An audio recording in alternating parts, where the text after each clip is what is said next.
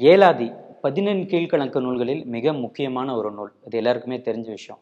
So அதுக்கும் சித்த மருத்துவத்துக்கும் என்ன தொடர்பு இருக்கு அப்படின்னா, இந்த தலைப்புல இருந்தே மிக முக்கியமான தொடர்பை வந்து நம்ம பார்க்கலாம். ஸோ ஏலாதி அப்படின்றது சித்த மருத்துவத்தில் பயன்படுத்தக்கூடிய மிக முக்கியமான மருந்து. அது 6 மூலிகைகளின் தொகுப்பு தான் ஏலாதின்னு சொல்லுவாங்க. ஏலம், லவங்கம், சிறுநாகப்பூ, சுக்கு, மிளகு, திப்பிலி இதனுடைய கலவை தான் ஏலாதி. இது ஏலாதி சூர்ணமாகவும் பயன்படுது, ஏலாதி மாத்திரையாகவும் பயன்படுது. ஸோ இந்த 6 மூலிகைகள் சேர்ந்த தொகுப்பை ஏலாதி 14 கீழ்க்கணக்கு நூலோட எப்படி தொடர்பு படுத்தியிருக்காங்கன்னா, இந்த ஏலாதி சூர்ணத்தில் எப்படி 6 மூலிகைகள் சேர்ந்து நோயை நீக்குதோ, அதே போல 14 கீழ்க்கணக்கு நூல்களில் சொல்லப்பட்டிருக்கக்கூடிய இந்த ஏலாதியில் இருக்கக்கூடிய பாடல்கள் 4 வரியில இருக்கும். அதில் 6 நீதி சார்ந்த கருத்துக்களை சொல்லக்கூடிய நூல் தான் ஏலாதி.